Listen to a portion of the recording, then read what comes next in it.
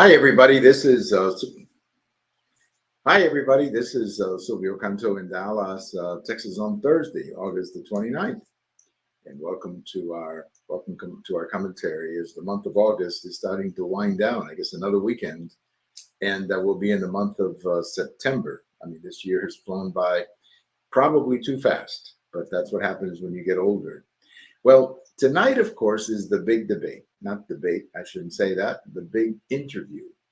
CNN is interviewing Vice President Harris and Governor Walz, and they're going to be together answering some questions. Now, I should tell you up front that this is not going to be a live interview. I would have preferred a live interview because then you can see, their reaction on time. This is going to be recorded and edited. Let's give CNN the benefit of the doubt and assume that the editing is going to be fair on this, but it's going to be edited. So it's not quite the same thing as a live interview. When they do these debates and when Trump does interviews, they're live for the most part. In this case, it's going to be recorded or edited or whatever the word is. So again, let's hope that CNN plays it clean and gives us a good version of what they edited. We'll see how it works. But of course, what are the questions? What should they be asking Kamala Harris and her running mate? Now, for the running mate, I think the question is fairly easy for Governor Walz. I would simply say, look, explain your military record. Just tell the American people what exactly was your military service.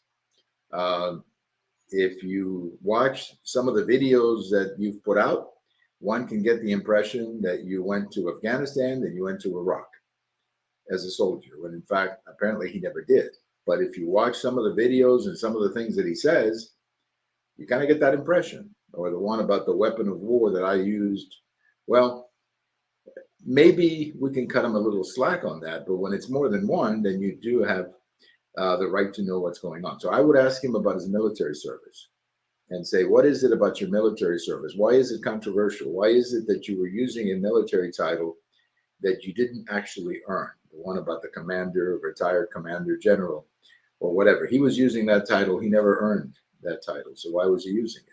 Why did they use it at the convention just 2 weeks ago or a week ago when they were introducing him to the convention? So with him, I think the questions are fairly simple about his military service, maybe a little bit about what happened during the riots in Minneapolis. I think that's something to get into as well, but they're not going to have all that time. I mean, it's just an hour, so that's not a lot of time to get into all the topics. Now, with respect to Vice President Harris, I would focus, number one, I would start with Afghanistan. It's the 3rd anniversary of Afghanistan, of that terrible day. And, 13 young Marines were killed, including a very tragic case of a young man whose baby was born like 2 or 3 weeks later. I mean, what a terrible tragedy that is. The father of one of these kids was killed that day. So that's really sad, I think. And that's, of course, there were other young people, too, who were killed that day. He wasn't the only one. But he, in particular, of course, had a wife who was expecting in 2 weeks. And I'm sure he wanted to go home and see that baby. So I would begin with Afghanistan because during the Afghanistan debate in the White House, there were like two opinions, if you will. There were two opinions. There were people who wanted to get out at any cost, just get out as soon as possible. And then you had people on the military side who wanted to get out but leave a military force behind at the base and keep 2,500 troops and at least allow American planes to go in there and land and maintain that base as a check, if you will, against the Chinese base, which is a couple of hours away. So there were these 2 points of view. And I would like to know, I would ask the vice president is, what did she tell President Biden? What side of the room was she in when it came down to making that decision? Did she say get out right away, or did she say get out with conditions? I would like to know what she recommended, without breaching the confidential relationship, president, vice president. I understand that those communications are private, but I like to know at least what she thinks about it, because this turned out to be a real scandal for the Biden administration. I'd like to know what the heck she was thinking and what she recommended. The other thing, too, is I would like to know about all of these changes in positions. We start out, she was against fracking. Now she's for fracking. She was in favor of the electric vehicle mandate. Now she's opposed to it. She was opposed to building the border wall. In fact, she was very critical of President Trump during the whole thing. And now she's apparently in favor of it. So you've had these positions that she has been changing. And, I'm not going to be a jerk. I mean, sometimes people change their positions. I've done it. Other people have done it. Other presidents have done it. It's not the first time. But in her case, it's all of a sudden now, all these videos that we have, now all of a sudden she's saying, well, I don't believe that anymore. But here's another problem. She has never herself said, I don't believe in that anymore. She uses, these leaks, if you will, to members of the media who then go out and say that the vice president doesn't believe in that anymore, but she never says it. So it's almost, I don't want to be cynical, but you kind of get the impression that she wants to be on both sides. She wants to keep that I'm opposed to fracking video, but she wants to tell people in Pennsylvania, I don't have a problem with fracking now. So I need her to explain that, because those are some major issues where she has changed her point of view. And I think a little explanation would go a long way. Another thing, too, that I would like to know is, when did Vice President Harris determine that President Biden was having all kinds of cognitive issues? The famous cognitive decline. Because the night of the debate, she went on CNN, and Anderson Cooper, she went on CNN and she was basically saying, oh, Joe just had a bad night. Come on, it's a bad night. I see him often and he's solid, nothing wrong with him. And then 30 days later, they're taking him out. They're taking him out 30 days later. So when did she find out or conclude that President Biden had these cognitive issues that became very clear during the debate? I would also like to know if she at any time was encouraged by anybody to begin the process of Article 25. I think that's important, because that's a constitutional duty of the vice president. And had she started that, Joe Biden would have been the first president ever to go through that process of Article 25 and being replaced by the cabinet and the Congress. So these are questions that I think are very legitimate.